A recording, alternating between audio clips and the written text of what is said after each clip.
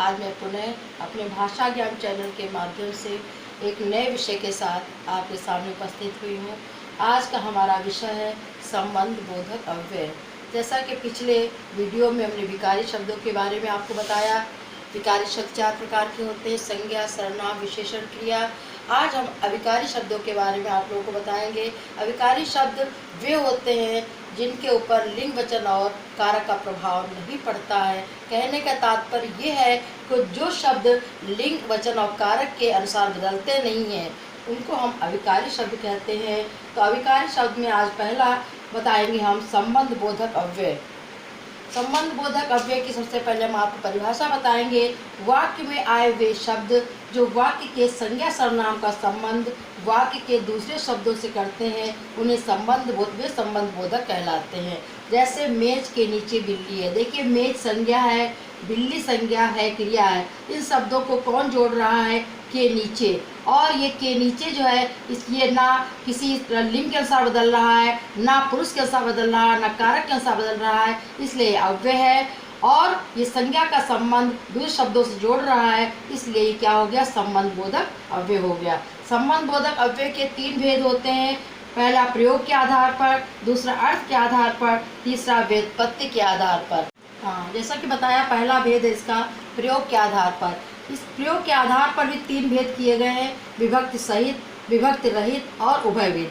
तो विभक्ति सहित वो मित्रों के साथ आया। देखिए, के साथ, के विभक्ति चिन्ह लगा हुआ है और साथ जो है अव्यय है, तो ये विभक्ति सहित अव्यय हो गया।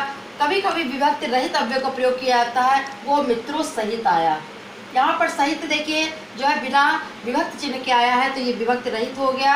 और कभी कोई एक ऐसा वाक्य होता है वो दोनों प्रकार से हम बोल सकते हैं। जैसे मीरा के द्वारा पत्र लिखा गया और मीरा द्वारा पत्र लिखा गया। के द्वारा भी लिख सकते हैं और द्वारा भी ले सकते हैं, एक ही बात है। इसको दोनों प्रकार से हम प्रयोग कर सकते हैं, इसलिए इसको हम कहते हैं उभय विधि। दूसरा भेद है अर्थ के आधार पर। इसके भी 8 भेद होते हैं। पहला है कालवाचक। काल माने समय को बताने वाला। जो अव्यय शब्द समय का बोध कराया उसे हम कालवाचक कहते हैं। जैसे मेरे बाद यहाँ कोई नहीं आया, तो बाद समय शब्द जो है वो समय का बोध करा रहा है, इसलिए कालवाचक ये संबंध बोधक हो गया। दिशावाचक, जो दिशा को बताए। मेरी तरफ देखो, ये इंगित कर रहा है, दिशा की ओर इंगित कर रहा है, तो इसलिए ये तरफ जो हो गया ये दिशावाचक संबंध बोधक हो गया। तीसरा है साधनवाचक। मेरे सहारे ही तुम पास हुए, ये साधन के रूप में आया है। मेरे सहारे ही तुम पास हुए, मेरे कारण तुम पास हुए, इसलिए ये साधनवाचक संबंध बोधक अव्यय है। चौथा है कारण। रावण दुष्टता के कारण मारा गया। के कारण, देखिए के कारण जो है यहाँ पर जो है कारण का बोध करा रहा है, इसलिए संबंध बोधक अव्यय है, कारण संबंध बोधक अव्यय है। और अगला है स्थान बोधक। मेरे घर के पीछे तालाब है। के पीछे जो है स्थान का बोध करा रहा है, इसलिए के पीछे जो है स्थान वाचक संबंध बोधक हो गया। अगला है सादृश्य या समानता।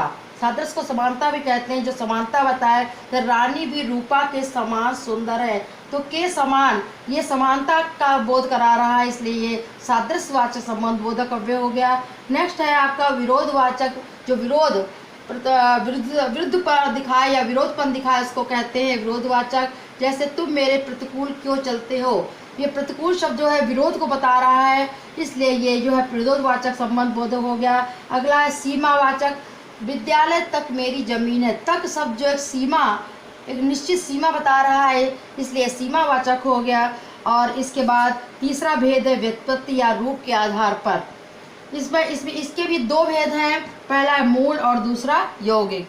मूल शब्द वे होते हैं जो किसी के संपर्क या सहयोग से नहीं बनते हैं। जैसे वो मेरे बिना नहीं जाएगा, तो बिना शब्द जो है ये मूल शब्द है। बिना शब्द जो है मूल शब्द है, इसमें किसी अन्य शब्द का योग नहीं हुआ है। यौगिक माने होता है जोड़, तो 2 शब्दों के योग से बनता है, उसको हम कहते हैं यौगिक। इसमें शब्द पर्यंत जैसे है।